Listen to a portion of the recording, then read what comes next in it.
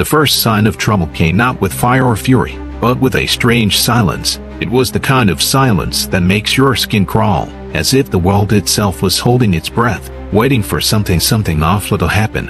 I had been sitting by the riverbank that day, watching the children play as they always did. The sun had been high, the air warm with the gentle hum of life all around. I remember thinking it was a good day, a peaceful day, the kind of day you don't forget because everything felt right in the world. But then it all stopped. I heard it before I saw it, a faint, unnatural sound like the tearing of fabric, distant but growing louder. My eyes moved to the sky, and that's when I saw it, a dark tear.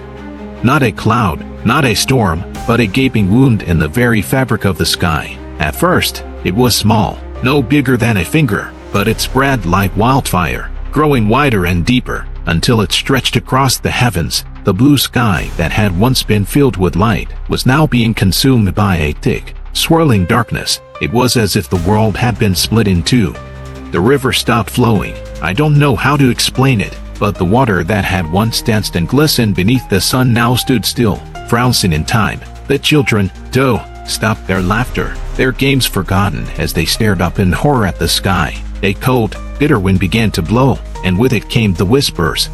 At first, I thought it was the wind itself speaking long, drawn-out words that seemed to come from every direction at once. But then I realized it wasn't the wind at all. It was the stories, the old tales, the ones that had been passed down through generations, whispered from mother to child by the firelight. Stories of gods, of ancient battles, of powers far greater than any mortal could comprehend.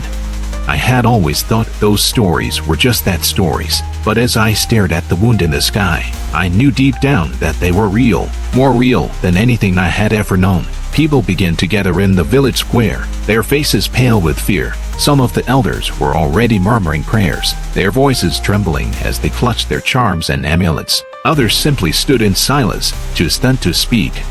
The village chief, a man who had seen more than his fair share of strange happenings in his time, stepped forward, his staff gripped tightly in his hand. He looked up at the sky, then at the people, his face a mask of uncertainty. "What is this?" someone whispered. "What does it mean?" "It means the gods are angry," an elder replied, his voice shaking. "The balance has been disturbed." I didn't know what to believe. Could it really be that the gods themselves were behind this? Could it be that something had gone wrong in the heavens? That's when she appeared. No one saw where she came from, but suddenly, there she was, standing in the center of the village square as if she had always been there. Her presence was undeniable, commanding, though she was not particularly tall or imposing. Her skin was the color of earth after rain, and her eyes shimmered with an ethereal light. She wore a flowing white robe that seemed to move even though the wind had stopped, and her hair was woven with silver threads that caught the fading light of the day. There was something about her, something otherworldly. Even the elders, who were never short of words, fell silent in her presence. "The Creator is angry," she said, her voice clear and calm, yet it carried with it the weight of the world. "A darkness has been unleashed, one that threatens to consume everything." A murmur spread through the crowd, but no one dared speak loudly. The fear was too great. "What do you mean?" someone finally asked, a brave soul from the back of the crowd. The woman turned her gaze to the speaker, and for a moment, it seemed as though she looked not at him, but through him, as if she could see his very soul. "The balance between the realms has been broken," she explained. "A breach has opened between the world of mortals and the realm of the gods. The darkness you see in the sky is only the beginning. If it is not stopped, it will spread across the land, swallowing everything in its path until there is nothing left."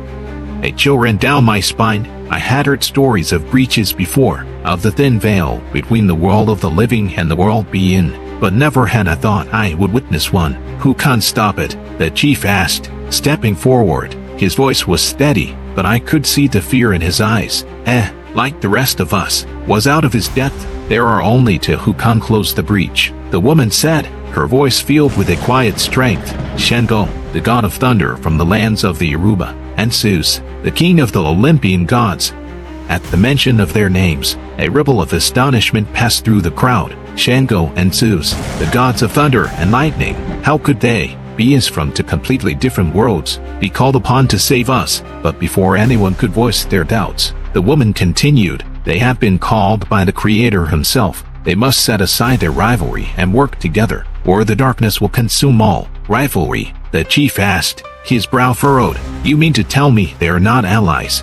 The woman shook her head. Far from it. Shango and Zeus have always been rivals. Each believes himself to be the mightiest of the gods. Asking them to work together is like asking fire and water to become one. It is not in their nature. The chief looked troubled, but he said nothing. Then how can they succeed? I found myself asking, unable to keep the question in. It seemed impossible to rivals, two gods, each with their own pride, working together to save us. It sounded like a tale from a myth, something that could only end in disaster. The woman's eyes locked onto mine, and for a moment, I felt as though I had asked the most important question of my life.